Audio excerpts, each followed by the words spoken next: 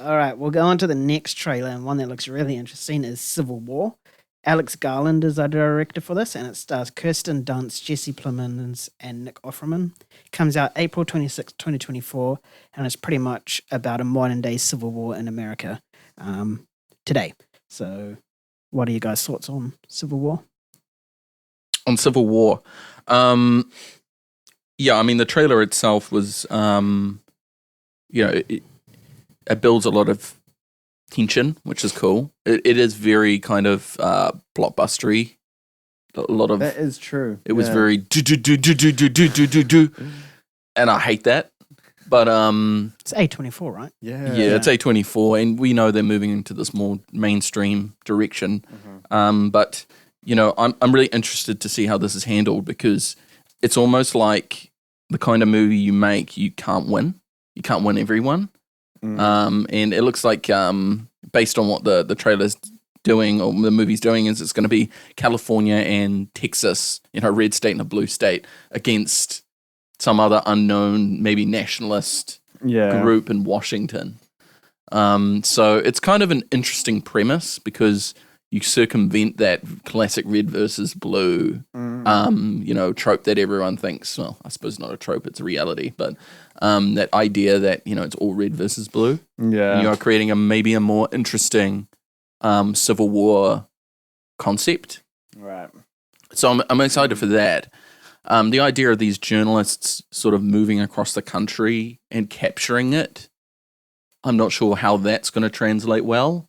I think you got to have quite a lot of you got to work entirely off the tension for that to work, because the characters don't seem particularly intriguing. Right. And I know for certain that when Garland tries to do muted characters, or two muted characters, they end up being just dirt sack boring. Really? If you've seen the TV show Devs, which is the Alex Garland TV show, he uses a lot of the actors that are in Civil War here, and by law, they are some of the most dull characters I've ever witnessed in television. Really? They're just so boring and muted. So he's, in my opinion, I'm a little apprehensive on the character writing. Right. The concept, I'm sure, will be excellent, because it's Alex Garland, and he's great at concepts, but he can't always bring it home with the character writing. Right.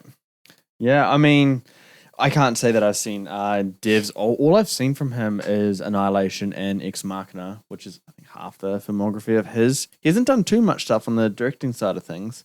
Yeah, he did one last year. Men.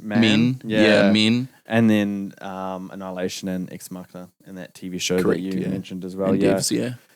But he's a proven director. I mean, I'm just looking at this now. It's 3 hours, 15 minutes. 3 hours? And 15 minutes. Wow. Holy shit. Yeah, unless IMDb is wrong here, but that's what it's saying right now. That's a long movie. That's nearly a Martin Scorsese film right there.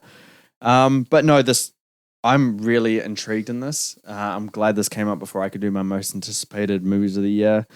I still don't think Alex Garland is a surefire thing, and I know A24 backing up is obviously going to help and ensure that it is going to be good, at least in terms of my expectations.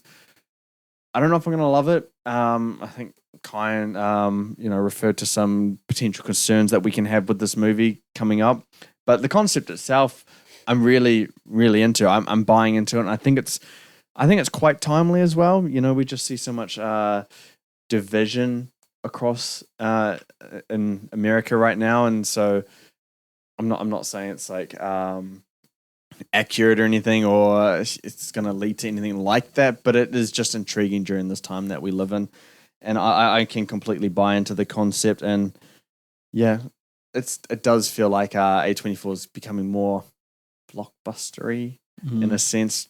That trailer it didn't feel like an A20. If you remove the A24 studio title card on that, then it feels like a movie that could be by Universal or Warner Brothers, to be honest. Yeah. You could have it if you didn't know the name of it, if you're like Olympus Has Fallen or Has Fallen. yeah. But knowing that it's A24, knowing it's Alex Garland, I think we're going to be in for something that's pretty good, or at minimal, at least thought provoking.